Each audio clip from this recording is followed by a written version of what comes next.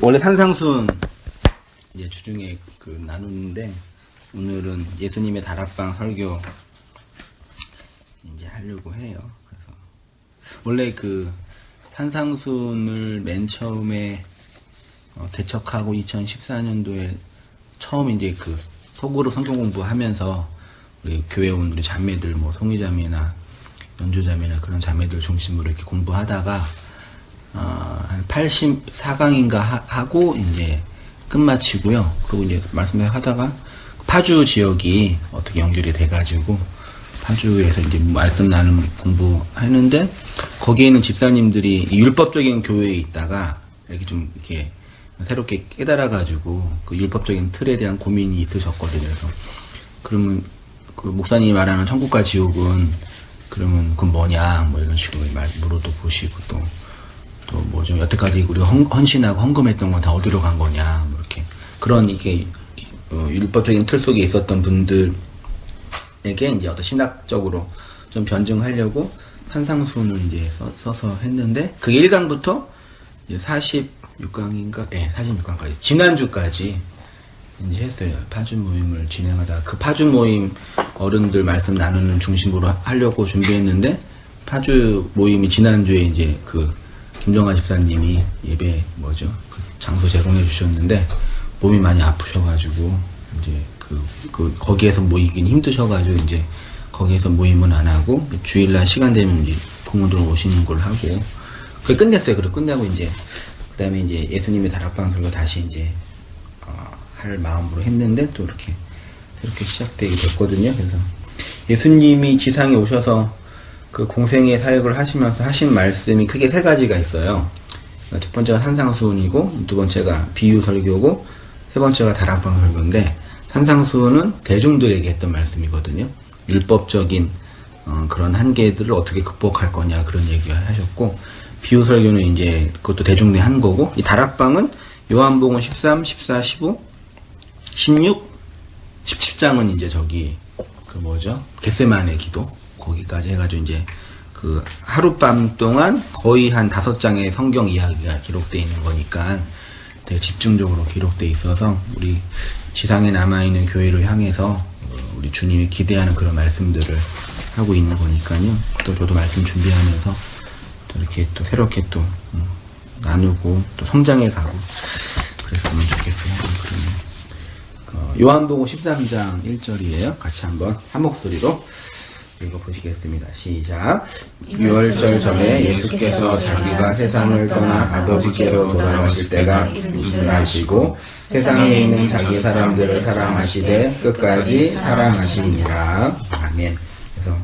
그래서 예수님의 다락방 강화 설교가 이제 제 생각으로는 산상수훈과 좀 연결이 되겠다 그런 생각을 해보거든요. 그래서 앞에 산상수훈을 좀 정리를 하는 마음으로 해볼게요. 양식을 먹는 자는 어떻게 살아가는가 있죠. 살인, 간음, 도둑질, 거짓말, 탐심. 이게 뭐예요? 살인, 간음, 도둑질, 거짓말, 탐심. 이게 10계명 중에 뒤에 5개의 소위 말해 대인계명이에요. 10계명이 1계명부터 10계명까지가 있잖아요. 앞에 5개는 대신계명이라고 흔히 말하고 뒤에 5개가 대인계명인데, 그 대인계명이 살인하지 말라, 간음하지 말라, 도둑질하지 말라, 거짓말하지 말라, 탐내지 말라 5개로 주셨죠. 이 5개를 예수님이 몇 개로 설명해 주셨냐면 4개로 설명해 주셨죠. 산상수훈에서 살인, 간음, 도둑질과 거짓말을 하나로 뭉쳐서 거짓말하지 말라. 탐심을 뭘로 설명해 주셨어요? 사랑으로 설명해 줬죠. 살인하지 말라의 계명은 희생제사와 관련되는 것으로 마태복음에 있는 내용이라고 했고, 그 다음에 간음하지 말라는 얘기는 이제 간음의 영적인 간음의 문제로 마가복음에 관한 문제라고 했고, 그 다음에 거짓말은 진리에 대한 증언과 관련된 얘기로 누가복음과 관련된 이야기라고 했고, 마지막 이제 탐심 사랑은 이제 마지막 복음서인 요한복음과 관련된 거 했죠. 그래서 예수님께서 4개를 마지막 하나로 10계명의 마지막 하나가 이제 사랑이라고 이제 늘 말씀드렸죠. 그 사랑에 대해서 하나님이 우리에게 율법으로 건네준 그 내용이 사랑이라는 걸 알면 그게 이제 용서하는 거고 자유하는 거다. 그래서 한상수훈의 그 결론인 예수님께 율법을 폐하라 하신 거에 완전하게 하셨다고 완전하게 하신 그 온전히 우리에게 양식으로 주어져서 용서하게 하고 구제하게 하고 자유하게 하고 안식하게 하는 그 내용이 있다. 그게 한상수훈이 이해되시나요? 서시사님 되셔요? 심사님 어떠세요? 헷갈리시죠? 한상수 혹시 들어보셨어요? 이게 지금은요. 네. 그러니까 저한테도 좀 문제가 있는 것 같아요. 이제 교회 말씀 자체가 문제가 있으면 제가 네. 성경을 이렇게 좀 파고 들어야 되는데 네. 아예 그냥 다 놔버린 거예요. 아, 그러니까 아예 말씀도 안 읽고 저건 아니다 그러고 그냥 아니야 이렇게 예, 되신 거 말하자면요. 그냥 지금 딱 멈춰 있는 상태예요. 아, 그래서 또 공부. 아무것도 안 보이는 상태. 그럼 주로 이제 온단계 말씀은 어떤 것 주로 들으셨어요? 그러니까 그것도 지금 문제가요. 네. 어느 순간부터 이게 듣고 있잖아요. 그럼 네. 그 순간만 기억이 나는 거예요. 네. 그러니까 지나고 나면 전혀 기억이 안 나요. 아, 근데 저도 지금 그러니까 그거죠. 저한테도 그러니까 율법주의나 기복주의나 신비주의가 틀렸다라는 걸 알아. 이거는 기독교가 아닌 것 같다라는 그 문제의식이 있으신데. 이게 습관이 된 것 같아요. 뭐냐면 이게 내 안에서 저건 아니다. 그러니까 완전히 다른 것을 떠나서 틀렸다. 이제 한 단계 더 나가서 니네는 다 틀렸어. 막 이제 제가 제 아래에서 이렇게 딱 손을 그어버린 거예요. 그러면서 아예 듣지를 않고 설교 시간에도 앉아 있으면 그냥 앉아만 있는 거예요. 아예 안 듣고. 그러니까 이게 습관화가 되다 보니까 그러니까 어떤 뭐 설교 테이프를 듣든지 어떤 영상을 보고 듣더라도 그냥 이게 습관화가 돼서 그냥 그런가 이렇게만 이제 있는 상태. 어떤 의미에서 복음적인 좀 이해나 뭔가가 들어와도 정리나 이게 안 돼 있는 상태예요 전혀. 근데 마음속에 어떤 갈급함이랑 어떤 문제의식은 있는데 그런 건 되게 많아요. 그러니까 궁금한 것도 많고 이게 아닐 거라는 의심도 되게 많은데 뭘 어디서 어떻게 그러니까 단추를 하나를 어디서 어떻게 채워야 될지를 모르는 거예요. 그러니까 구슬은 많은데 어떤 게 1번이고 2번이고 이 순서를 찾지를 못하는 거예요. 진짜 정리가 필요하겠네요, 진짜. 네. 그러니까 이게 전혀 모르겠어요, 진짜. 네이버 카페에 온단계 가입하셨죠? 가입은 안 했고요. 그냥 구글에 치면 다 나와요. 그래요? 네. 카페에 들어오시면 올라와요. 블로그 말씀하시는 거 같아요. 블로그신가? 카페는 가입해야 볼 수 있잖아요. 그렇죠. 네. 카페 안 들어가도요. 구글에 치면 다. 그러니까 왜냐면 블로그는 제 개인적인 일이 좀 많이 개인적인 이야기가 사적인 이야기도 많이 쓰거든요. 그러니까 교회적인 이야기보다는 철학 이야기, 뭐 개인적인 이야기 많이 쓰는데 온단계 네이버 카페에 들어오시면은 여태까지 온단계에 사역했던 모든 사역 그 설교가 다 있어요. 그래서 예를 여기 들으면은 그 가입하시는 거 혹시 어려우셔요? 아니, 제가 가서 하시면 되는데 생각 못했네. 들어가 네이버 카페예요. 어쨌든 그냥 치면 나오니까. 근데 가입을 하시면은 회원이 되는 거예요. 예. 그럼 들어가시면 이렇게 오른쪽을 누르면은 이게 왜 나와? 여기 누르시면요. 그동안 했던 설교가 이렇게 다 이렇게 폴더화 돼 있어요. 네네. 그래서 이렇게 예를 들어서 예수님의 비유 설교를 누르면은 옛날 성경 에베소서 강의 누르면은 에베소서 강의가 쭉 나와요. 그러니까 이렇게 50강의 이상 했거든요. 그러니까 들어가셔서 이제 옛날에 했던 것부터 차근차근 들어오시면은 좀 정리가 될 수 있으시고 시간이 혹시 되시면 이렇게 하시고 안 되시면 지금 하고 있는 설교 있거든요. 비유 설교랑 다락방 강화 설교랑 두 가지를 일주일에 2번 하고 있으니까 요거를 들으시면서 이제 정리를 하시면 어느 정도 이렇게 뭐라 그럴까 학습량 용량이 좀 들어와야 돼요. 어느 정도는 개념 파악. 그래야 될 것 같아요. 전혀 백지 상태라.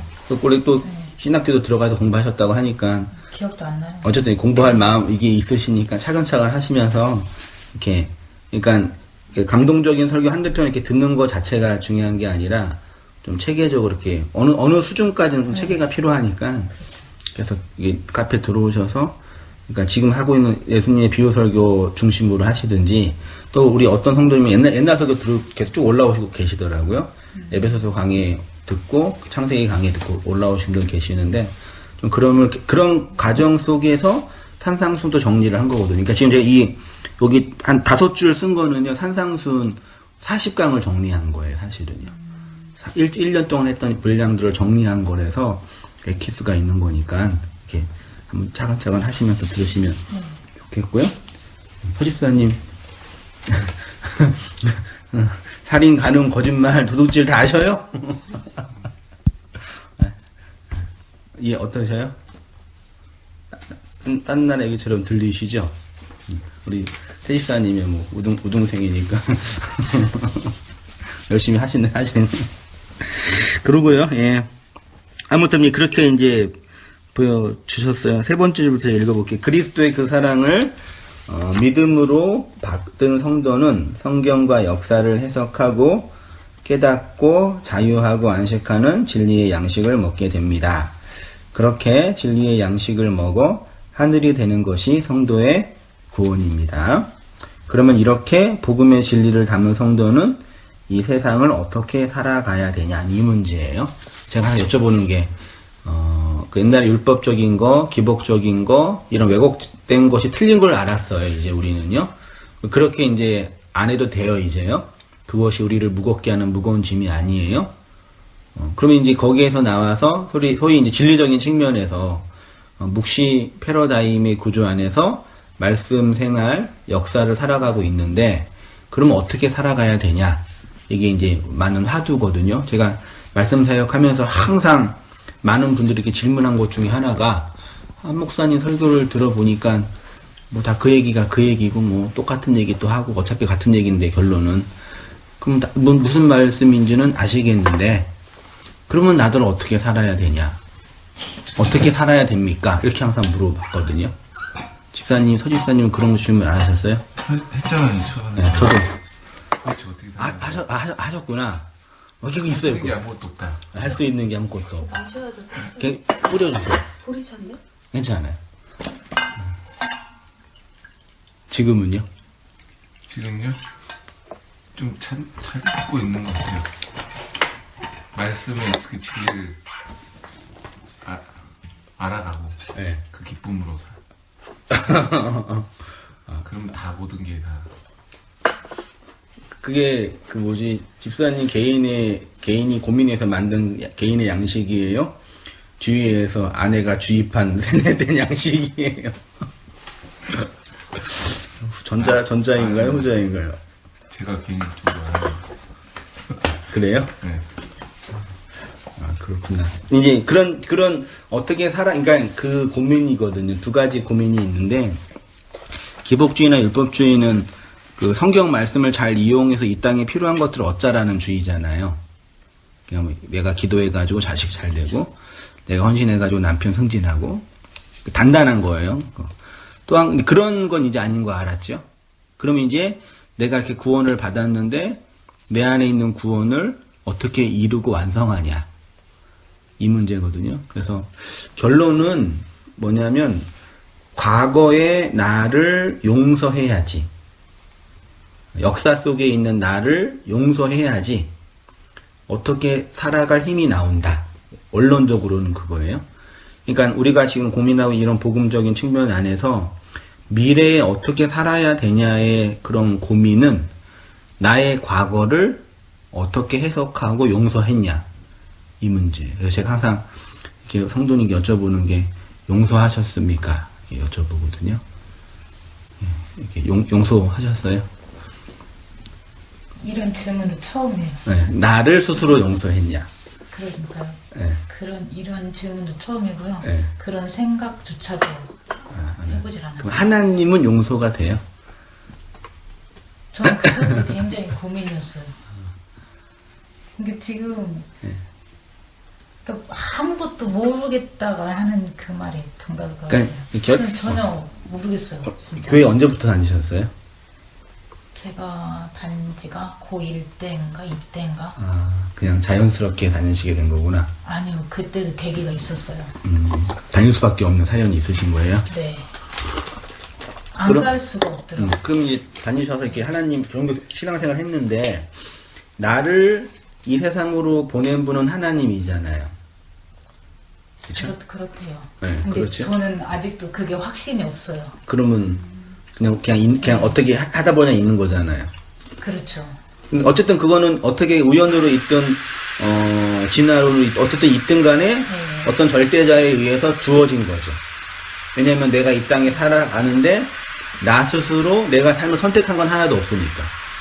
그렇죠. 제가 부모도 선택할 네. 수도 없고.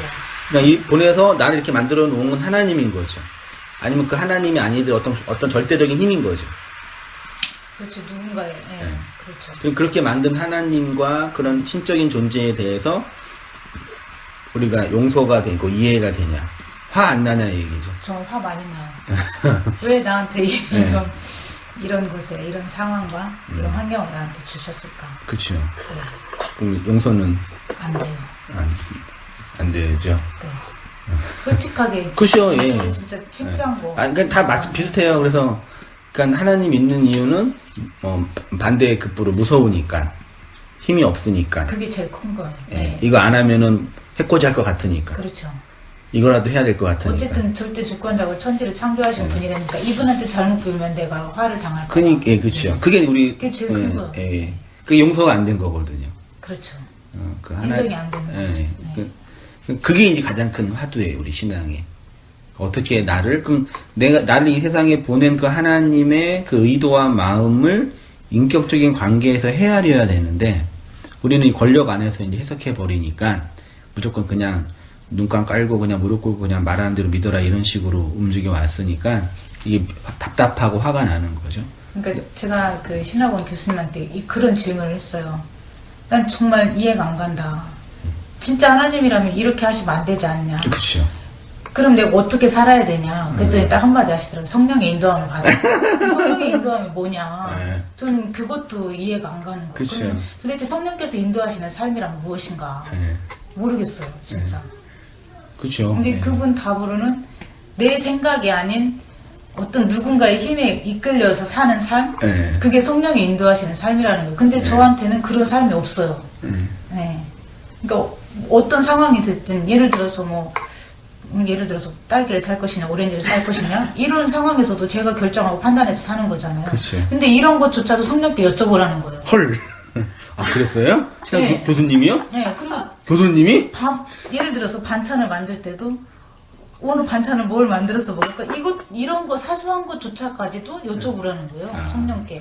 그럼 성령께서 인도하시는 대로 사는 삶이 성령이 인도하시는 삶 그대로 사는 것이다. 그쵸. 근데 저는 이해가 안 가는 거예요. 그치. 더 답답하기만 하고. 그냥 그 말씀이 그 건의에 그냥 인정하고 순응해야 되는데 그게 안 되신 거죠. 안 돼요. 예, 이게 어떤 내가 이해가 돼야지 순응이 되는 건데 아무튼 뭐 그런 전반적인 상황에서 나의 과거와 인생을 일단 한번 돌아보고 내가 용서해야 된다라는 일단 그런 화두를 던지는 건 중요하거든요. 용서를 하냐 아냐의 문제는 둘째 문제고 내가 이런 나를 이렇게 보낸 하나님 강아지와 고양이들은 그런 고민 안 하잖아요. 내가 왜 살고 뭐 때문에 살고 그런 고민 안 하잖아요. 인간만 던져졌는데 눈 떠보니까 이런 인간이 돼버렸고 이런 인간으로 만든 분은 하나님이라고 하고 내가 내 인생에 대해서 스스로 책임질 수도 있고 선택한 건 하나도 없는데 이 모양 이 꼴이 되니 화가 나는 거죠. 그래서 하나님을 하나 놈으로 부르지 않는 사람은 신앙의 그 비밀을 알지 못한다. 이제 그렇게 표현을 하거든요. 그런 거 한번 이제 생각해 보시면서 이렇게 나를 보낸 하나님의 의도와 그 마음들을 성경이라는 하나님이 보낸 그 텍스트를 통해서 확인해 보는 게 제일 이제 중요한 화두라고 생각이 들어요. 서집사님 여쭤봤나요? 용서했냐고? 용서요? 네. 용서했죠, 저는. 용서를 안 하면 안 되니까 하시는 거 아니에요? 아니에요. 용서를 해야 그 다음 단계로 갔어요. 그러니까 다음 단계로 가기 위해서 용서를 해야 되는 거 아니냐고요. 스스로 하는 용서는 아니야? 일단 우리가 막 아까도 말씀하셨듯이 지금까지 저도 모태신앙으로 살아오면서 교회에 가서 이렇게 앉아있으면서 그냥 항상 그 죄를 짓지 말아야 된다 하면서 뭔가 항상 거기에 얼면에서 살아왔잖아요. 집사님 법에. 되게 좀 죄의식이 좀 강하게 있으셨었나? 그래서 제가 착하게 자라왔고 지금까지. 근데 근데 그것이 아니라고 딱 내려놓으니까 일단 자유함을 얻고 근데 자유함도 있지만 또 한편 불안하지 않으셔요? 불안하죠. 그런 아까 말씀하셨잖아요. 그 뭔가 해야 될지 모르겠다. 네. 그 단계를 다 거치는 것 같아요. 네. 지금 보면 그래서 다 그 사이에 지금 계신 것 같고 네. 그래서 거기서 이제 더 나아가는 건지는 저는 이 말씀의 진리, 이렇게 예수님 그 어떤 뜻을 가지고 계신 건 그거를 알아가는 삶을 이제 살아야 되겠다. 네. 거기서 좀 더 나아간 거죠. 네. 그러니까 혹시 이게 아니냐 이거죠. 이렇게 그동안 율법적인 기복주의 이런 걸 율법이라고 통칭해놓고 율법적인 틀 안에서 그러니까 율법이 주는 고통도 있지만 안정감이 있거든요. 그렇죠. 그렇게 살아왔었죠. 네. 근데 이걸 그게 지켰으니까 나는 예수님께서 기뻐하실 거야. 그렇죠. 나중에 심판에 갔을 때 나는 할 말이 있을 거야. 네. 이렇게. 근데 그게 이제 살아왔어요. 무너졌잖아요. 그렇죠. 그러면 이제 무너져서 새로운 진리적인 측면에서 뭘 얻고 있는데 이것도 또 다른 의미에서 율법이 아니냐라는 반문인 거죠. 나를 옛날 율법주의적인 틀 안에서 안정감을 하게 만들었던 틀과 다른 방식으로의 또 다른 율법적인 틀로서의 진리가 아니냐. 그렇게 생각할 수도 있죠. 그러니까 이건 되게 깊이 생각하면서 나를 돌아봐야 할 부분이 있거든요. 왜냐면 사람 성향이 다 다양하게 있잖아요. 어떤 사람은 자기 주도적이고 자기 주관적인 게 강한 사람이 있는가 하면 어떤 사람은 자기 주관이 굳이 없어도 그냥 환경에 맞춰서 잘 움직이는 사람이 있거든요. 전자는 조금 더 자율적이고 주도성이 있을 수 있지만 후자는 자율적이고 주도성이 좀 약해요. 말하자면요. 그래서 그런 강의에서 이제 이런 말씀을 들으면 이제 내가 뭘 해야 한다는 측면에서의 복음보다는 어떻게 하라는 얘기에 많이 이렇게 익숙해진 사람들은 이런 얘기가 되게 부담으로 다가와서 이렇게 들을 때 어떻게 들으시냐면 그러면 또 이렇게 살아야 된다는 또 다른 의미에서의 이전과 다른 측면에서 율법으로 들을 수 있다는 얘기죠. 그러니까 저도 이게 말씀을 사역하면서 느끼는 게 뭐냐면 이렇게 사람들은 어쨌든 우리는 율법에 살고 있기 때문에 이렇게 환경에 의해서 규범화되고 조직화된 틀이 없으면 존재가 불가능하거든요. 그래서 기본적으로 이 틀이 무너지는 그 자기 해체와 자기 죽음의 경험이 없이는 이제 진리적인 측면에서의 구도는 불가능하거든요. 그래서 비와 바람과 창수로 들어오는 이 역사 속에서 내가 만들어 놓은 이 모래 성들이 다 무너지는 그런 경험이 있어야지. 그게 반복이 돼야지. 또 그것을 통해서 소위 말해 반석으로 지어져 가는 과정이라고 여겨지는데, 이제 저도 이제 말씀을 계속 전하다 보니까 성도님들 만나보니까, 말씀 듣고 그런 기복주의, 신비주의, 근데 그 틀린지 알았어요, 이제. 그건 이제 진짜 얼마나 우스운지 이해가 되고, 알았어요. 근데 그러면 또 다른 나를 뭘 좀 만들어야 되는데, 이전에 그런 방식으로 이제 못 만들어요. 그러니까 처음 온 단계 오셔가지고, 옛날에 열심히 했던 분들, 열심히 안 했던 분들은 좀 덜 하는데, 했던 분들이 이제 나중에 듣고 한 6개월 정도는 되게 즐거워하세요. 너무 자유로우신 거야. 근데 6개월 지나면 불안해요. 새벽 기도 안 하고, 뭐 봉사 안 하고, 이렇게 안 해도 되나, 내가? 이런 거. 이렇게 물려와서 막 불안해 하시면서 이제, 목사님 내가 이렇게 안 해도, 그러니까 양면성이 있는 거죠. 안 하는 것에 대한 즐거움도 있는 거 하면, 또 안 하는 것에 대한 불안감이 있어요. 근데 내가 진리는 뭐 하지 말라는 게 없거든요. 뭐 하지 말라는 얘기가 사실 하나도 없어요. 하나님의 말씀이 우리를 이끌어가는 과정이 있거든요.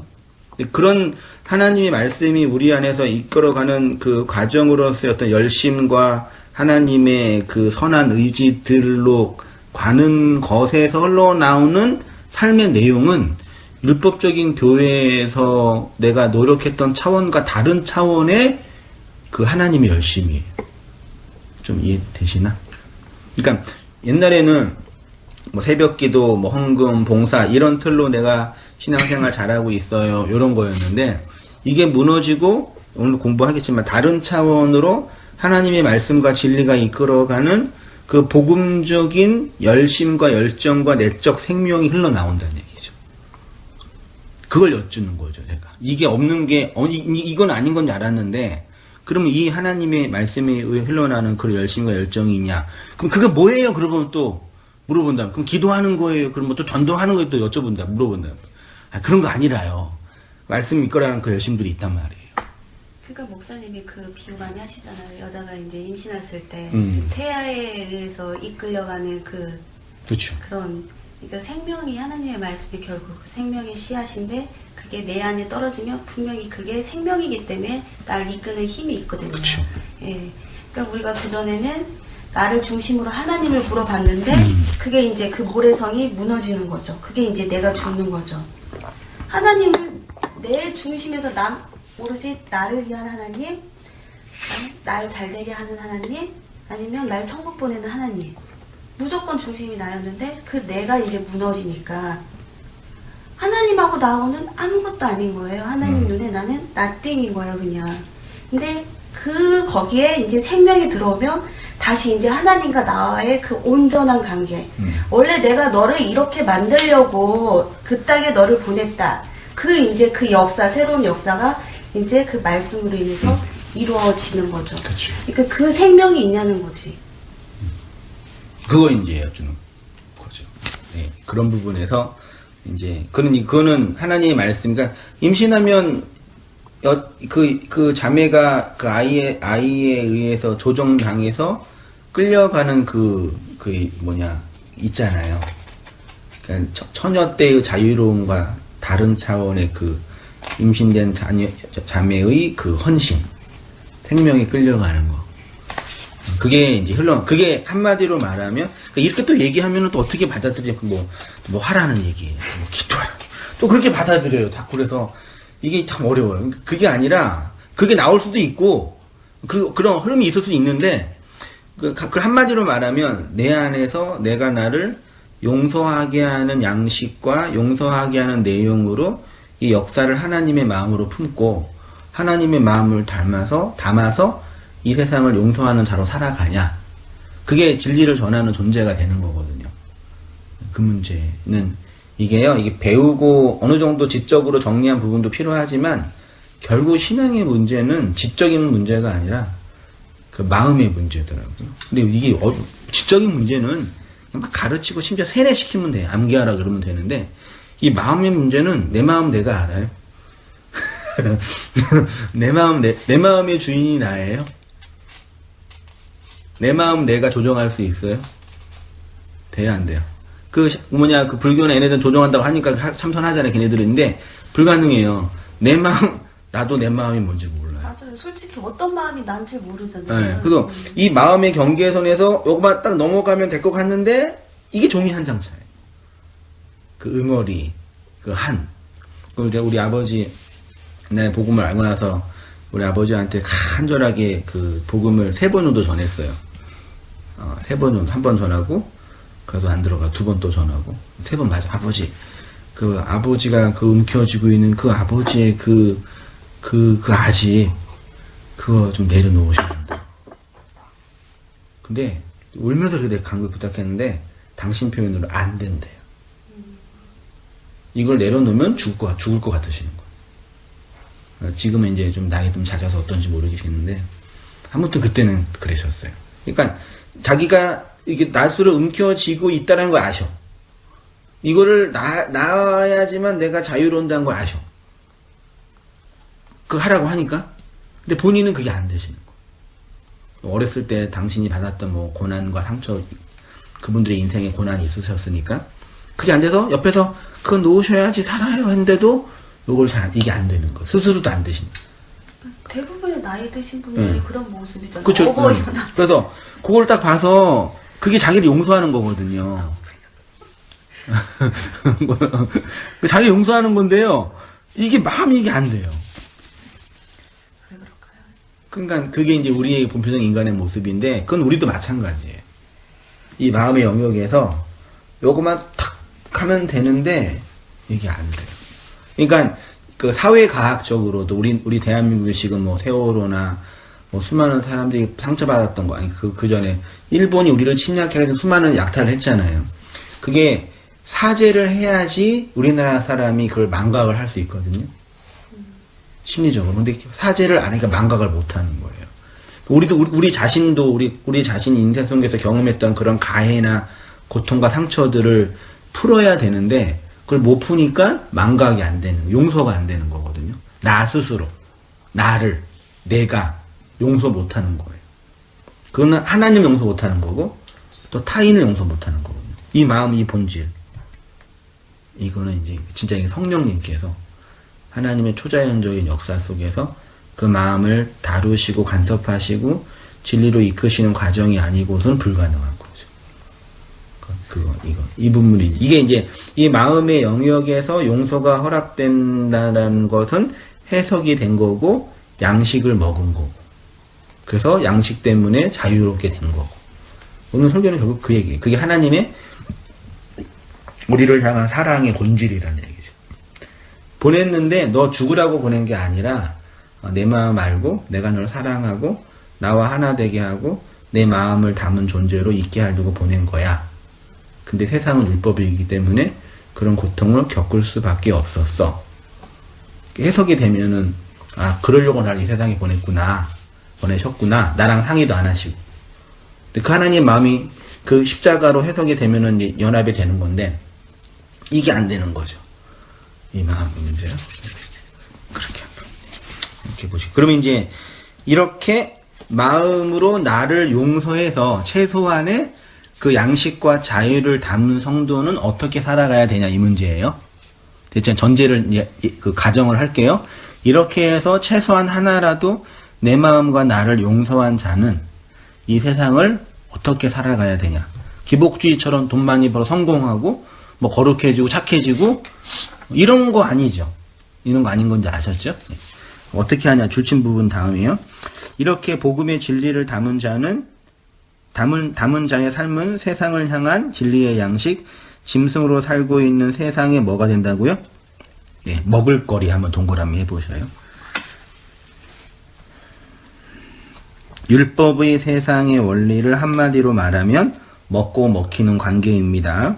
정글의 법칙이고 자연의 법칙이고 인과율이고 먹고 먹히는 세상에서 내가 예수를 양식으로 먹은 자가 되는 것과 동시에 짐승들이 살고 있는 세상에 그들을 위한 진리의 양식으로 그들에게 먹히는 거죠. 예수님 먹으셨어요? 생명의 양식으로 예수 먹으셨어요? 네, 신집사님. 처음 들어봐요. 처음 들어보세요? 그래요? 예수님은 어떻게 먹어요? 네? 예수님이 생명의 양식을 이 땅에 오셨다 그랬잖아요. 내 몸을 먹으라 그러셨잖아요. 내 피를 마셔라. 그럼 말씀을 얘기한 거 아닌가요? 그치, 말씀이고 양식인 거죠. 그걸 상징적으로 표현하는 거죠. 그러니까 예수님의 그 말씀을 이해해라 그 뜻이고, 예수님의 나의 양식으로, 예수님을 나의 양식으로 먹어라 그 뜻인 거죠. 볼게요. 아무튼 안 되시더라도 밑에 마태복음 10장 16절 보셔요. 보라, 내가 너희를 보냄이 양을 어디 가운데요? 일이죠. 양이 이리 가운데 가면 어떻게 돼요? 양이 이리 가운데 가면 도시락이에요. 근데 예수님이 제자들을 양을 이리 가운데 보내는 거래요. 그 무슨 뜻이에요? 너 양이야? 이리 가운데 가? 그럼 뭐 하라는 얘기야? 거기 밥이 되라는 얘기예요. 됐죠? 그게 뭐냐? 그러므로 너희는 뱀같이 지혜롭고 비둘기같이, 이게 하나님의 구원의 지혜로서의 뱀의 지혜라는 얘기죠. 그러니까 우리를 세상에서 사자로 보내지 않으셔요. 이리들을 잡아먹고 이리를 통치하라고 보내는 게 아니라 이리한테 잡아먹혀서 이리의 밥으로 보내는 거예요. 그 원리는 예수님이 우리의 밥으로 오신 거죠. 그 예수님이 말구유로 오셨잖아요. 말밥동, 말밥그릇. 그거 먹고 내가 짐승이라는 걸 아는 거죠. 제가 그런 얘기 했거든요. 우리나라 단군 신화에서도 그 짐승, 호랑이랑 곰이 사람이 되고 싶었는데 그 신에게 신인지 합전 그 어떻게 하면 사람 될 수 있냐 그러니까 뭐라 그래요? 100일 동안 굴 속에 들어가서 쓴 쑥이랑 마늘을 100일 동안 먹으면 사람 된다. 근데 이제 호랑이는 도망가고 곰이 쓴 양식을 먹고 100일 만에 여자가 돼서 한눈과 결혼해서 당군을 낳았잖아요. 짐승의 사람 되는 원리는 뭘 먹어야 되는 거죠. 우리나라 신화에도요. 여기 본문에도 예수님 보시면 요한복음 6장 이하에도요. 나는 하늘에서 내려온 떡이다. 나는 양식이다. 그러니 너희가 나를 먹어라. 뜻이에요. 보세요. 예? 그러니까 이 하나님은요, 만약에 우리가 우리의 마음으로 하나님이었다면 우리는 내 힘을 가시하고 싶고 보여주고 싶고, 근데 하나님은 전혀 그 반대잖아요. 우리가 정말 생각할 수 없는 정말 큰 사랑이잖아요. 어떻게 신이신 하나님이 이 땅에 아무것도 아닌 우리를 위해 먹이러 오셨다는 그것만으로도 너무 감동이 되고 은혜가 되잖아요. 먹은 사람만 그러겠죠. 가슴에 너무 벅차고. 그걸 양식으로 먹은 사람만 그 양식 때문에 감사할 수 있는 거죠. 그걸 양식으로 못 먹은 사람은 의미 없는 얘기가 되는 거겠죠. 아무튼 예수님이 이 땅에 그 양식으로 오셨어요. 보세요. 예수께서 대답하여 이르시되 내가 진실로 너희에게 이르노니 너희가 나를 찾아온 것은 표적을 본 까닭이 아니요 떡을 먹고 배부른 까닭이로다. 썩을 양식을 위하여 일하지 말고 영생하도록 있는 양식을 위하여 하라. 이 양식은 인자가 너희에게 주리니 인자는 아버지 하나님께서 인치시는 자니라. 그들이 묻되 우리가 어떻게 하여야 하나님의 일을 하오리까? 예수께서 대답하여 이르시되 하나님께서 보내신 일을 믿는 것이 하나님의 일이니라. 그들이 묻되 그러면 우리가 보고 당신을 믿도록 행하시는 표적이 무엇이니까? 하시는 일이 무엇이니까? 기록된 바 하늘에서 그들에게 떡을 주어 먹게 하였다함과 같이 우리 조상들은 광야에서 만나를 먹었나이다. 예수께서 이르시되 내가 진실로 진실로 너희에게 이르노니 모세가 너희에게 하늘로부터 떡을 준 것이 아니라 아버지께서 너희에게 하늘로부터 참떡을 주시나니 하나님의 떡은 하늘에서 내려 세상에 생명을 주는 것이니라. 그들이 이르되 주여 이 떡을 항상 우리에게 주소서. 예수께서 이르시되 나는 생명의 떡이니 내게 오는 자는 결코 줄이지 아니할 터이요 나를 믿는 자는 영원히 목마르지 아니하리라. 그렇죠? 예수님이 우리에게 생명의 떡으로 그거 먹으란 얘기죠. 그렇죠? 베드로후서 2장 12절 보시면요. 그러나 이 사람들은 본래 잡혀 죽기 위하여 난 이성 없는 짐승이죠. 그러니까 그리스도의 그 말을 양식으로 먹지 못하는 모든 사람들은 짐승이라는 얘기죠. 이성이 없는. 이성은 여기 이성은 로고스의 말은 영이니까 영이 없는 존재를 짐승이라고 하는 거죠. 그래서 자기 욕망을 따라서만 살아가는 존재가 되는 거죠. 그 이성 없는 짐승 있죠. 이거 한번 우리 신집사님 한번 읽어주시겠어요? 그리스도의 영을 받기 이전에 모든 사람은 짐승이라고 했습니다. 이성 없는 짐승, 이것은 로고스이고 로고스는 말씀을 오신 예수 그리스도이니까 그리스도 없는 사람은 짐승입니다. 그런 짐승이 그리스도의 영을 받아 하나님의 영을 받은 사람, 하나님의 형상과 모양이 있는 사람이 되는 것입니다. 쉽게 말해 짐승으로 살고 있는 우리가 양식으로 오신 그리스도를 먹어서 사람이 되는 것이 구원이고 하나님의 역사라는 것입니다. 네, 이렇게 이성 없는 짐승으로 살고 있어서 살인하며 간음하며 도둑질하며 거짓말하고 있는 우리의 먹을거리로 오신 예수 그리스도를 진리의 양식으로 먹는 것이 기독교이며, 그렇게 그리스도를 먹어 이 짐승들이 살고 있는 세상에 그들의 먹을거리로 내어주는 것이 바로 진리가 된 그리스도의 영을 받은 성도의 삶입니다. 이 페이지로 가겠습니다. 그러니까 기복주의, 율법주의, 신비주의, 성공주의 이런 샤머니즘적 기독교는 사실 동네 양아치 정도의 종교뿐이 되지 않습니다. 사람들에게 그들이 두려워하거나 기대하는 공포와 욕망과 기대 심리를 넣어주어서 그거 가지고 장사하는 확신범들이죠. 그렇다고 이런 하등 종교적 기독교를 무시한다며 나는 진리가 됐네, 너희들은 비진리네, 나는 하늘이 되어 이 땅의 도덕과 윤리와는 상관없이 살아가네 하는 자들도 그 진리로 자기를 치장하는 것임을 모르는 것입니다. 마치 줄이 끊어진 연처럼 자유롭게 난다고 생각하는데 실상은 팽팽하게 하는 줄이 없어서 떨어지고 있는 것임을 모르는 것입니다.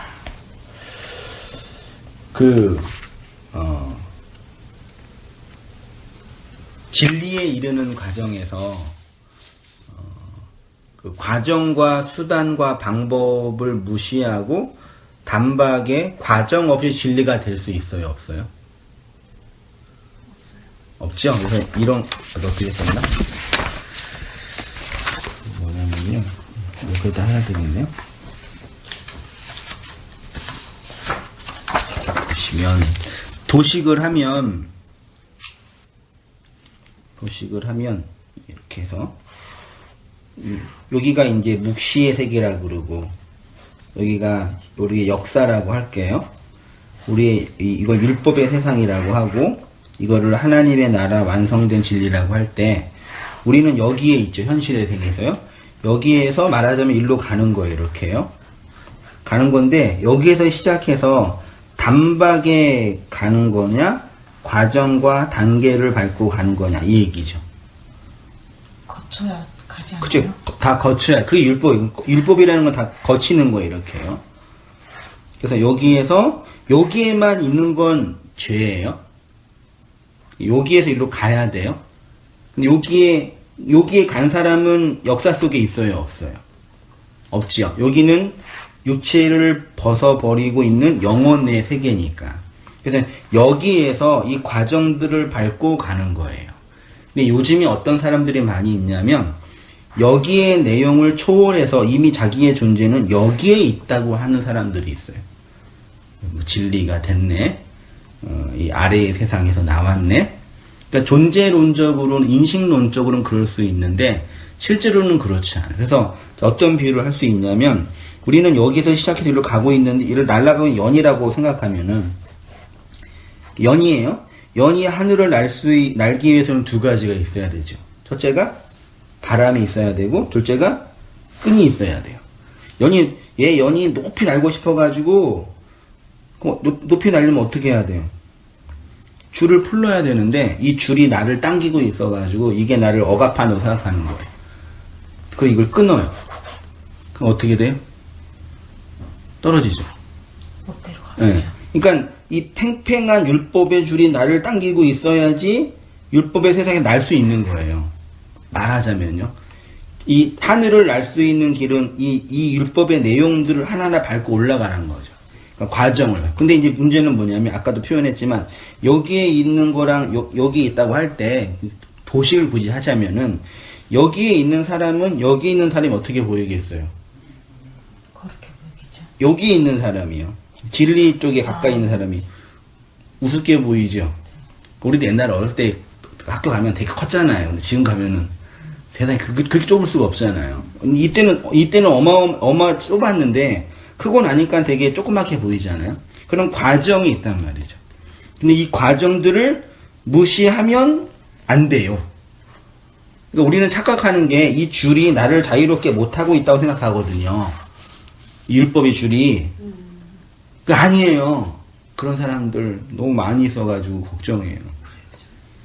이거 끊고 그냥 이 세상의 모든 율법, 도덕, 그런 건 상관없고, 나는 이미 자유가 됐으니, 이제 나는, 그건 정신적으로 자유로운, 그걸 심리학 용어로 인지부조화라고 해요. 사건과 사건을 바르게 인식하지 못하여 자기 욕망으로만 해석하는 거. 그러니까 이 안에서, 답은 이 안에 있는 거죠. 네, 여기서 답을 찾고 오라고 하는 거예요, 하나님은요. 그리스도를 통해서. 이런 과정을 잘 밟아야 돼요. 그렇다고 또 여기 안에만 있는 건, 그것도 옳지 않죠. 그러니까 옛날에 우리 표현상으로는, 옛날에 율법주의, 기복주의를 있었던 그 교회가 심지어 밉고, 어떤 분은 막 폭파시키고 싶고, 막 그렇게 표현하는 분도 계셨어요. 왜냐면 그동안 내가 속았으니까. 그래서 그걸 깨달아가지고, 그렇지 뭐, 그런 과정을 다 밟는 거니까 용서가 되지. 좋아요. 근데 그렇게만 있는 건 옳지 않는 거죠. 그럼 이런 과정을 밟아야 되는데, 과정 속에 있는 건 악이라고요. 이해되시죠? 그래서 예수님 그랬잖아요. 너희는 왜 땅의 양식만 구하냐. 네. 그쵸. 그러니까 그런 거죠.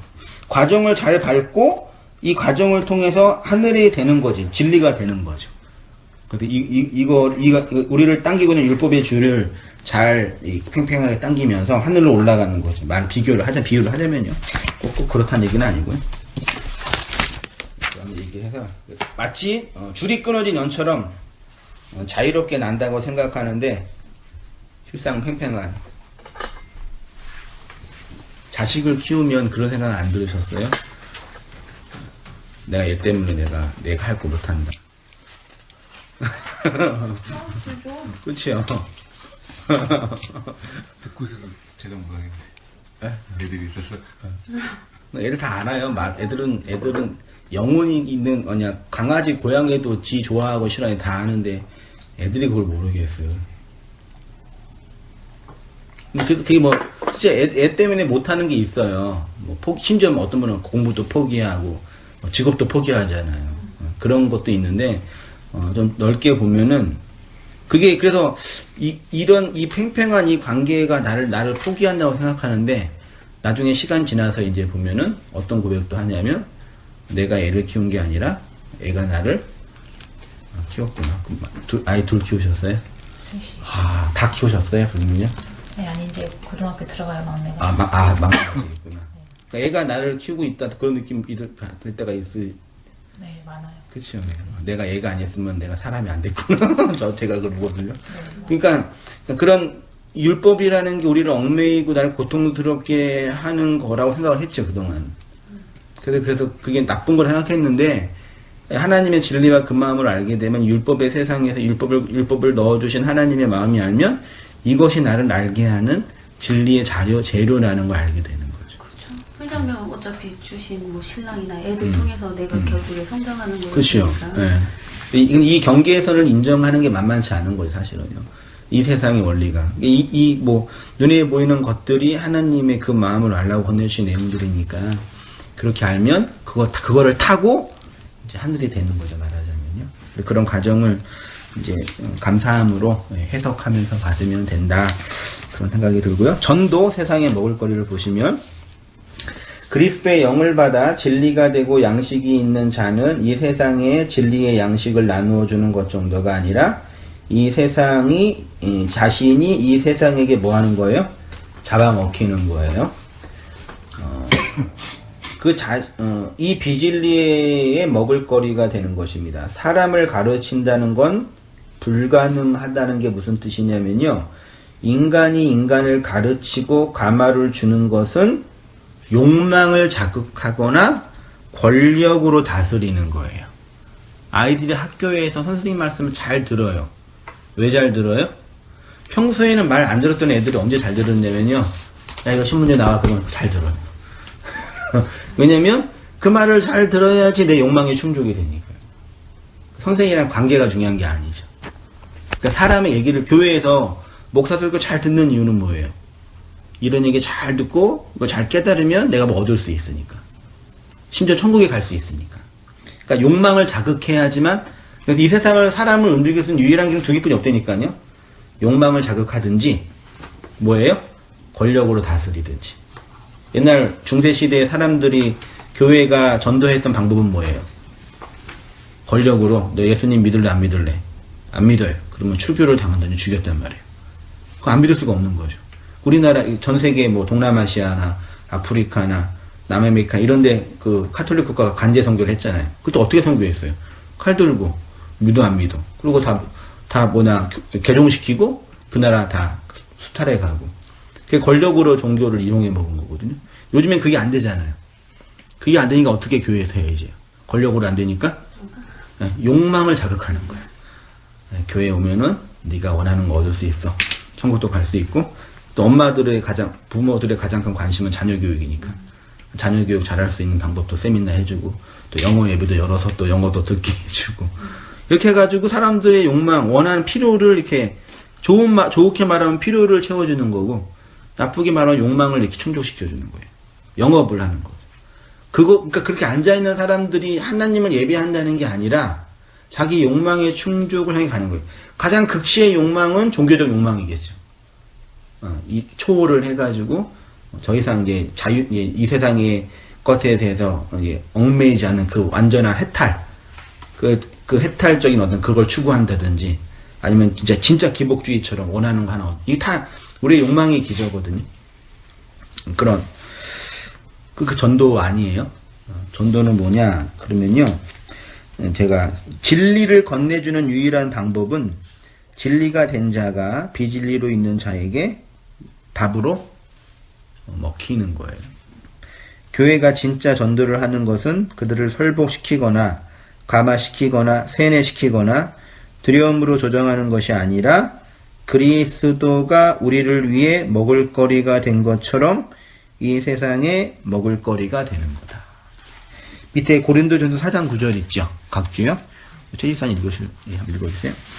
내가 생각하건대 하나님이 사도인 우리를 죽이기로 작정한 자 같이 끄트머리에 두셨음에 우리는 세계 곧 천사와 사람에게 구경거리가 되었노라. 우리는 그리스도 때문에 어리석으나 너희는 그리스도 안에서 지혜롭고 우리는 약하나 너희는 강하고 너희는 존귀하나 우리는 비천하여 바로 이 시각까지 우리가 줄이고 목마르며 헐벗고 매맞으며 정처가 없고 또 수고하여 친히 손으로 일을 하며 모욕을 당한즉 축복하고 박해를 받은즉 참고 비방을 받은즉 권면하니 우리가 지금까지 세상의 더러운 것과 만물의 찌꺼기 같이 되었도다. 내가 너희를 부끄럽게 하려고 이것을 쓰는 것이 아니라 오직 너희를 내 사랑하는 자녀같이 권하려 하는 것이라. 그리스도 안에서 일만 스승이 있으되 아버지는 많지 아니하니 그리스도 예수 안에서 내가 복음으로써 너희를 낳았습니다. 그러므로 내가 너희에게 권하노니 너희는 나를 본받는 자가 되라. 네, 여기서 바울의 마지막 권면은 너희는 나를 본받는 자가 되라 그랬죠. 그럼 뭘 본받으래요? 세상 끝은 네.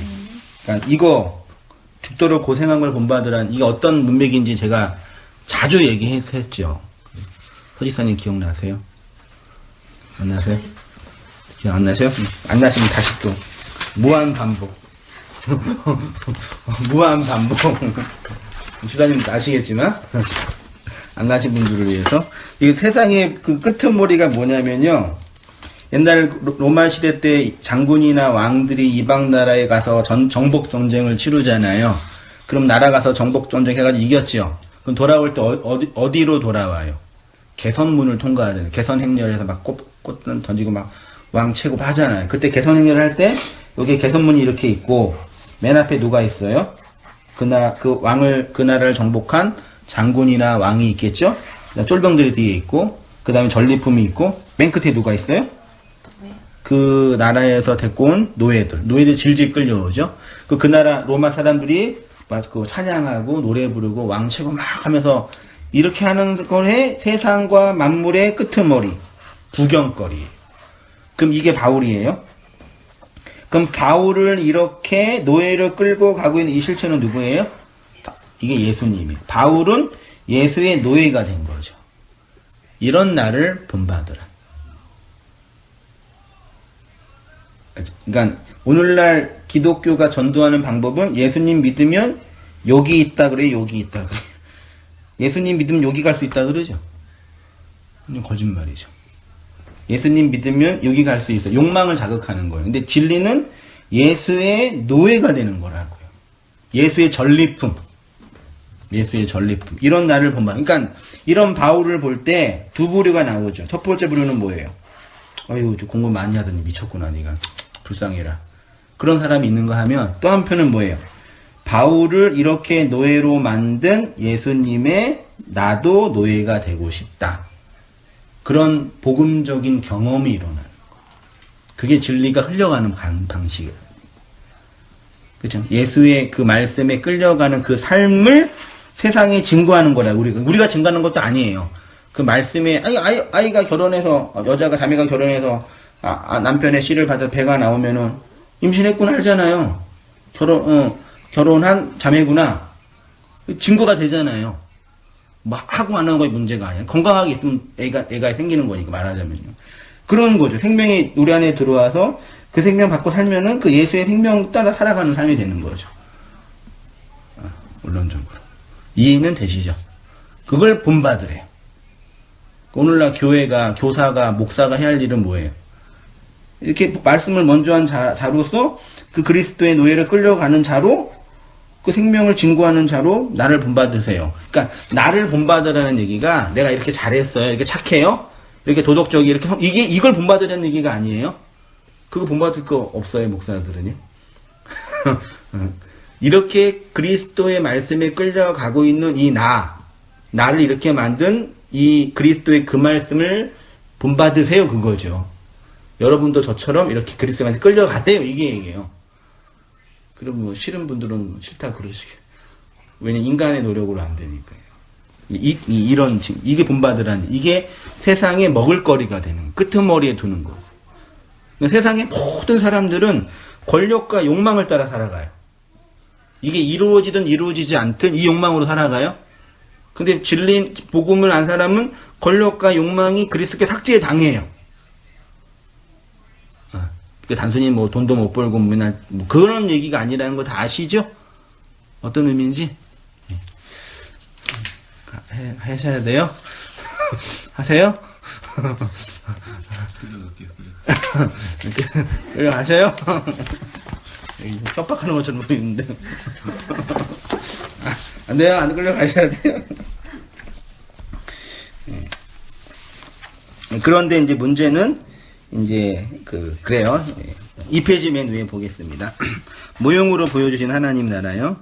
하나님이 우리 인간에게 모형으로 보여주셨습니다. 누군가를 사랑하거나 자식을 낳아서 키우거나 어떤 일에 열정적으로 할 때 내가 그 대상에게 차압당하죠.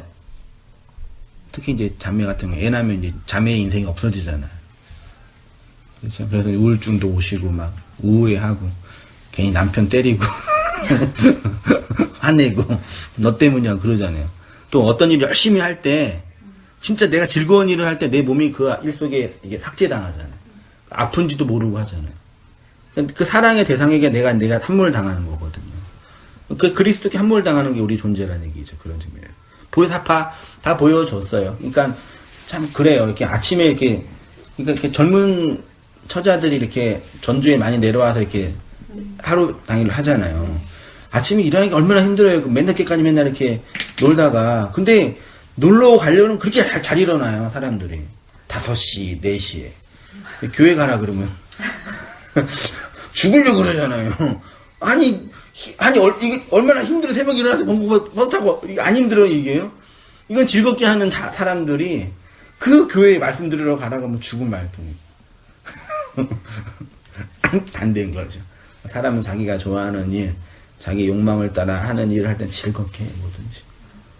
그 아이들 이렇게 공부하라 하면 죽으려고 그러는데 휴대폰 보라 그러면 무서워 죽겠어요. 그 TV나 영상을요, 진짜 아이들의 욕망을 자극하는, 우리도 그러죠, 뭐 다.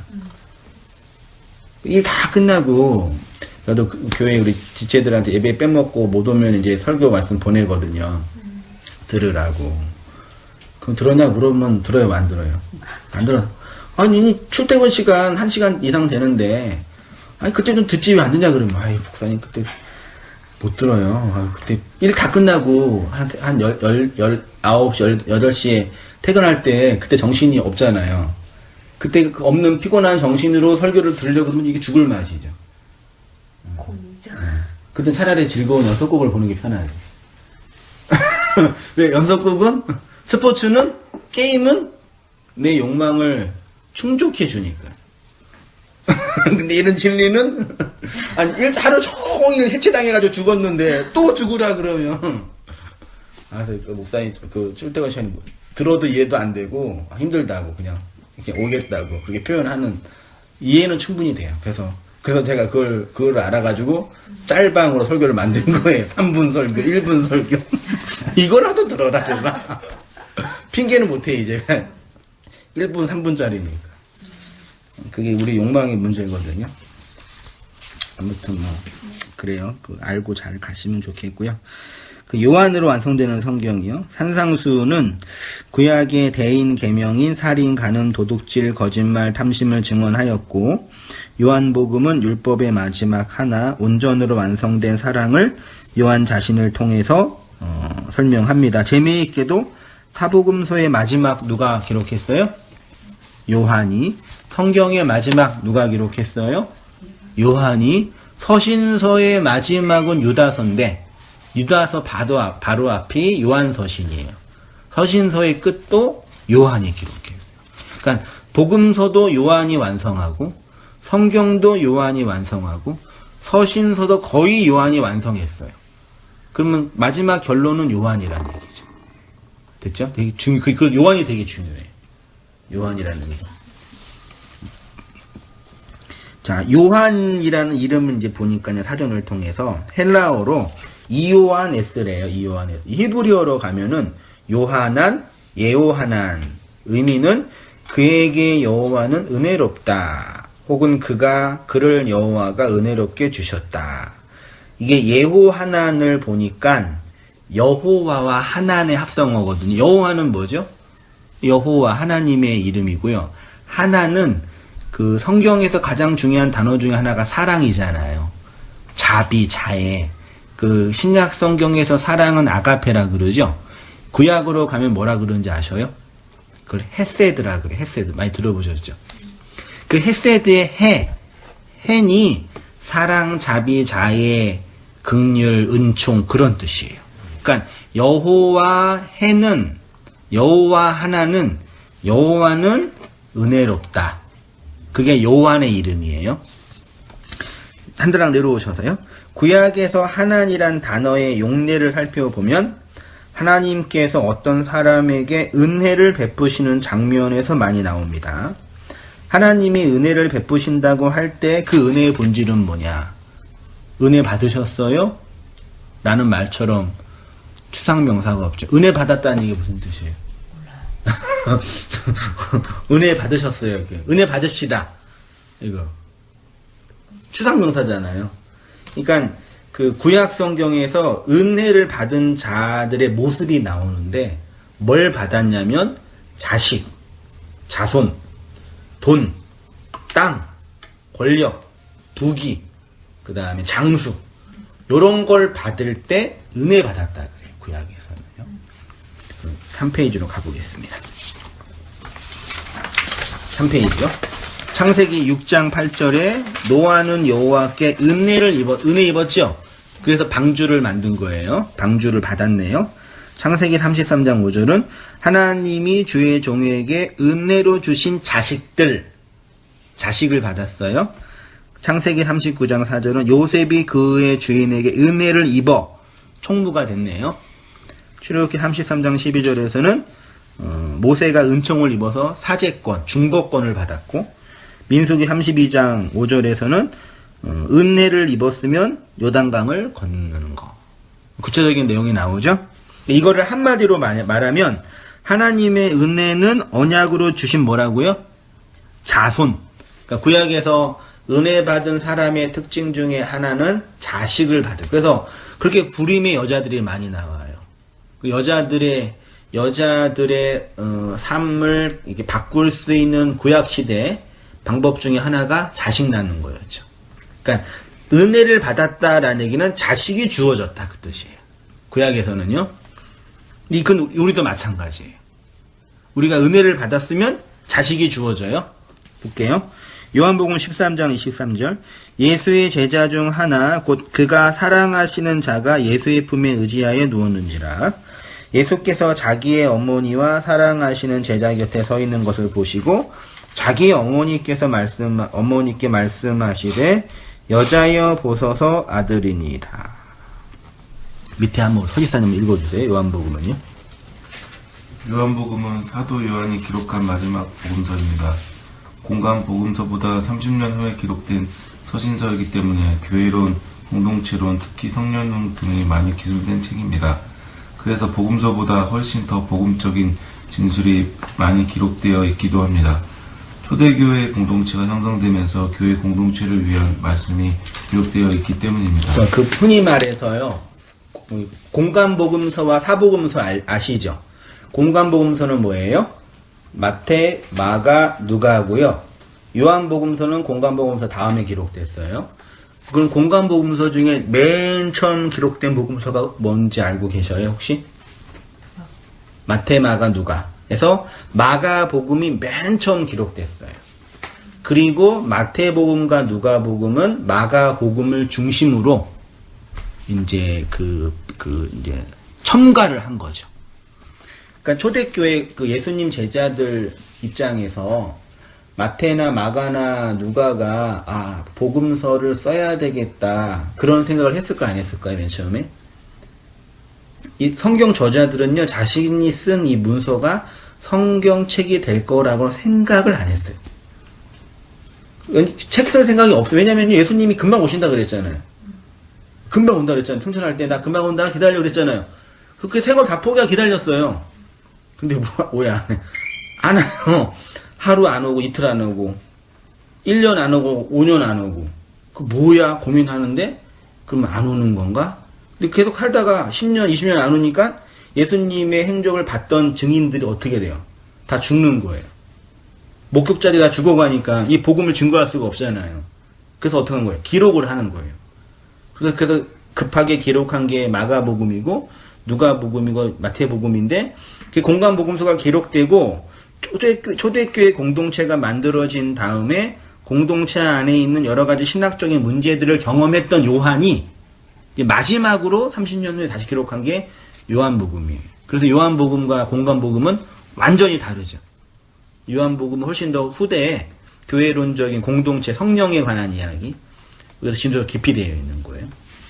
근데 요한이 복음서를 기술을 하는데 여기 13장과 19장에 그가 사랑하시는 자가 예수의 품에 의지하여 누워.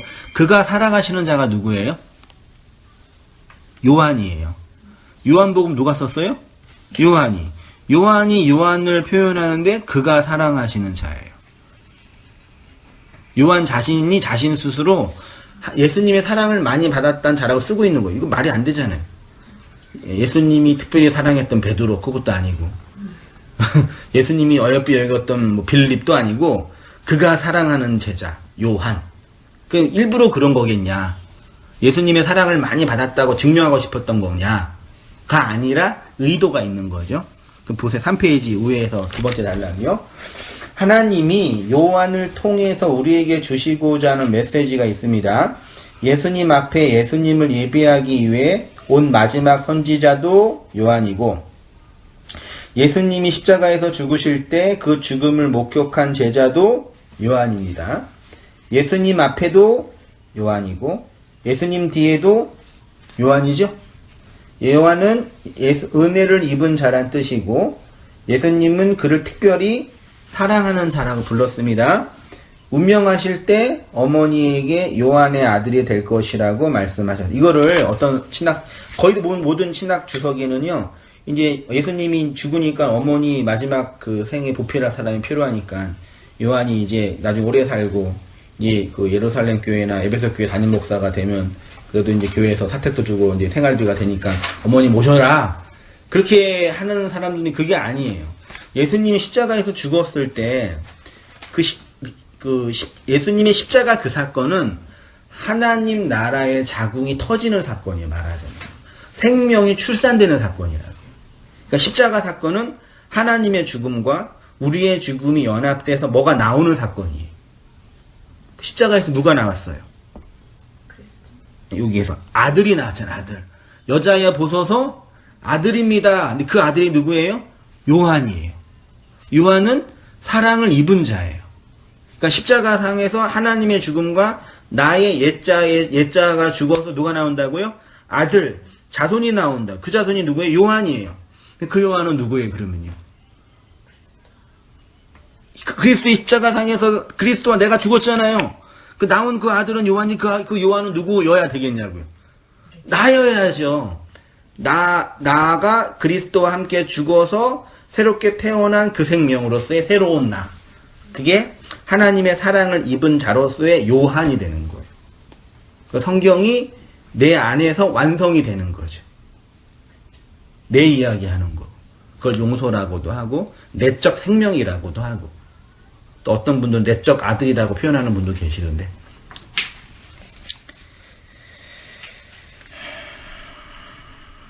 요한이 예수를 낳고 예수가 요한 낳고 보세요. 쉽게 말하면 요한이 예수를 낳고 예수가 요한을 낳습니다. 요한계시록에 가면 여자가 만국을 다스리는 아들을 낳는다고 하고요. 여자는 교회고 아들은 예수이죠. 교회가 예수를 낳는 그림입니다. 이전에도 설교했지만 교회가 예수를 낳아요? 예수가 교회를 낳아요? 엄마가 아들을 낳아요? 교회를 낳아요. 그쵸? 엄마가 아들을 낳아요? 아들이 엄마를 낳아요? 너무 뻔한 얘기를. 엄마가 아들 낳죠? 그쵸? 근데 그 엄마를 엄마 되게 하는 존재는 누구예요? 아들이죠. 아들이 엄마를 엄마라고 불러야지 엄마가 되지. 그래서 아들을 안 낳으면 엄마가 아닌 거죠. 목사. 목사는 뭐예요? 목사는 누가 부르는 용어예요? 성도가 당신은 말씀을 강론하는 교사로서의 목사입니다. 불러줄 때 목사가 되는 거지. 나 신학교 나왔으니까 목사 한수 받았으니까 목사예요. 그거는 의미 없는 얘기예요. 목사라는 단어는 성도가 불러줄 때 목사가 되는 거죠. 그렇죠? 엄마도 아들이 엄마라고 부를 때 엄마가 되는 거죠. 그렇죠? 그러니까 교회가 우리를 낳았지만 우리를 통해서 예수가 되는 거죠.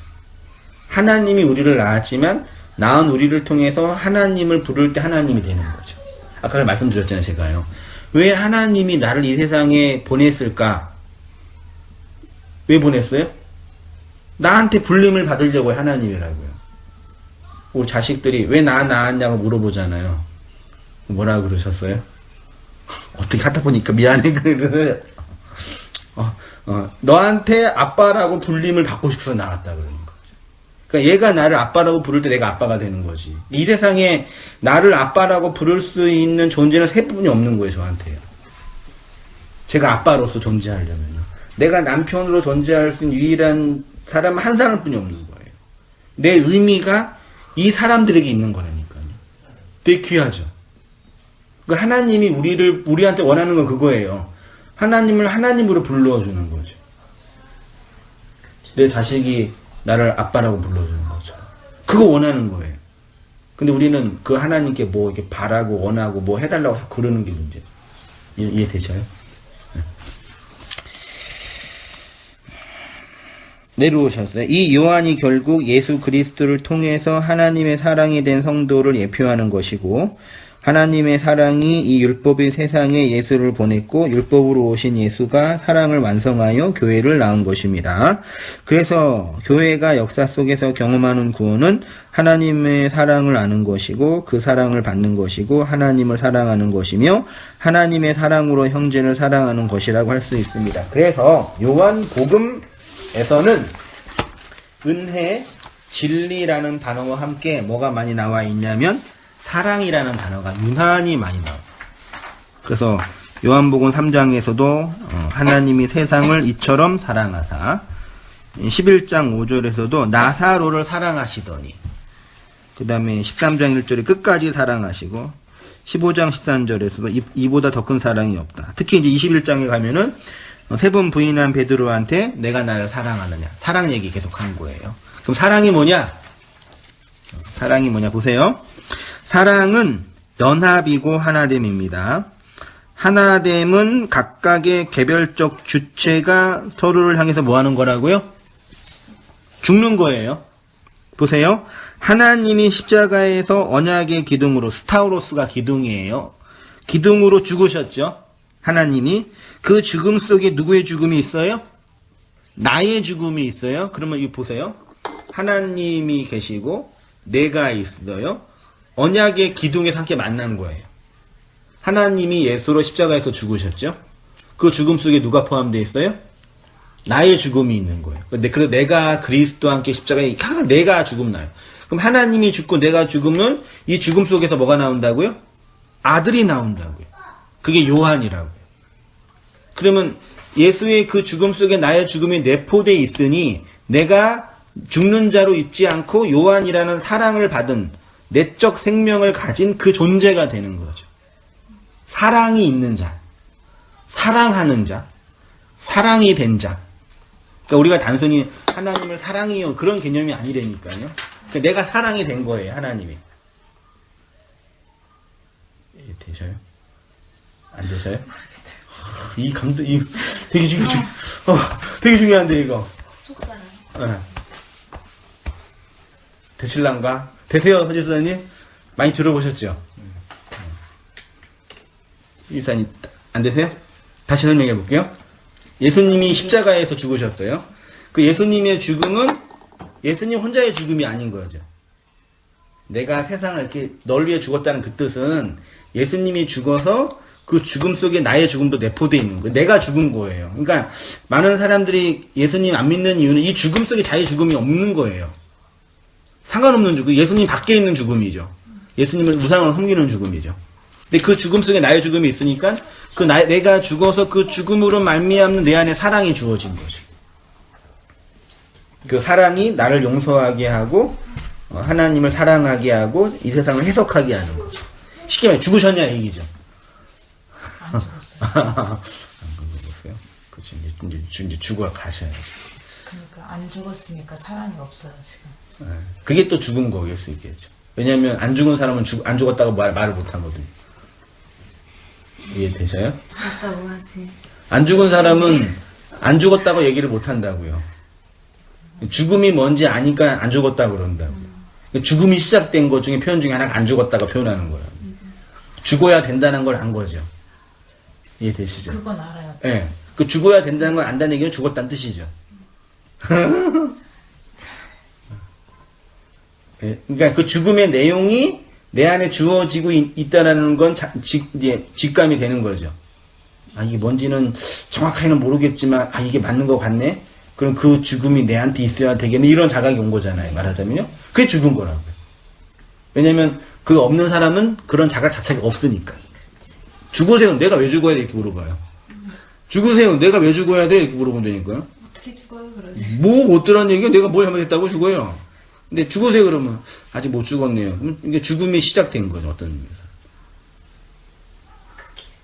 네, 안 죽었더라고요. 네, 그치. 안 죽은 게 보이시는 거죠? 네. 달려 올라가기 직전이신가? 허지사님 죽으셨어요? 죽었어요. 모르겠어, 도대체. 마음이 아주 진짜 은근히 깊으세요. 죽어가고 오늘 끌려가고. 네. 은근히 깊으셔요. 우리 허지사님이 내면의 세계가 단순하지 않아요. 마음 잘 모르실 때 있으시죠? 아니, 세지사님이. 네? 여기요? 네. 응, 그쵸. 말수가 별로 없으니까. 그러니까 자기 얘기를 별로 안 해. 단지 말 정도가 없는 정도뿐만 아니라 진짜 그 속이 어떤 건지 모를 때가 보이시죠? 단순한 것 같은데 모르겠어요. 여기 왜 앉아있는지 어쩔 때는. 죽으니까 이제 이거 죽으니까. 그 죽음 속에서 내가 아들로 태어나는 거죠. 그렇죠? 그러니까 그동안 우리가 들었던 이런 비복음적인 아까 앞에 말씀 샤머니즘적 기독교는 진짜 말도 안 되는 유치한 얘기예요. 차라리 그냥 텔레비전에서 나오는 뭐 유미경 강사나 그런 사람이 해주는 그런 그런 사람의 얘기가 더 즐겁지. 그 목사 유튜브에 저도 이게 대형교회 목사가 설교하는 거 대형교회 목사 채널 기독교 방송 설교 들으면요 가관이에요. 아주 그 학문에 이 재력과 이 권력과 이 권위에 저따위 얘기를 하려고 앉아가지고 폰 잡고 있냐. 안산의 꿈의 교회인가 김학준 목사라고 설교를 들어보는데 무슨 폼은 다 잡고 있는 책은 다 하면서 화가 나가지고 진짜 나 괜히 화가 나요. 그 교회가 커서 부러운 게 아니라 그쵸. 그 말도 안 되는 얘기를 하나님의 말씀을 그렇게 장사하는 게. 그렇게 진지하고 감동적으로 얘기를 한다니까요. 야, 참. 조엘 오스틴의 학급이지 않. 차라리 조엘 오스틴 더 잘하지, 말은. 진짜 조엘 오스틴의 진짜 모조품도 아니죠. 차라리 하려면 그 정도 하든지. 그거를 하면서 그렇게 감동적으로 사람들한테 이렇게 욕망을 자극하고 꿈도 주고 위로도 주면서 현실의 문제를 이렇게 회피하게 만드는 거. 그럼 아까 이 앞장에서 은혜는 네. 자식을 얻는 게 은혜라고 그랬잖아요. 네. 은혜를 입었을 때 네. 사랑하는 여자 네가 은혜를 입었나니 아들을 낳을 것이다 네. 그랬잖아요. 네. 그럼 보통 목사님들이 설교하시기 전에 여러분 은혜 받으세요 이러잖아요. 네. 그럼 그 은혜란 뜻은 뭘 뜻하는 거예요? 감동받으세요. 그냥 기분 좋아지세요. 그런데 말씀 끝나고 목사님하고 나올 때 인사하면서 목사님 은혜 받았습니다. 그러면 내가 내 마음 목사님께서 내 마음을 감동시켜줬다 이 뜻을 얘기하는 거예요. 근데 보통 사람들이 간증할 때 들어보면 난 하나님의 은혜를 받아서 네. 그러니까 가장 최근에 있었던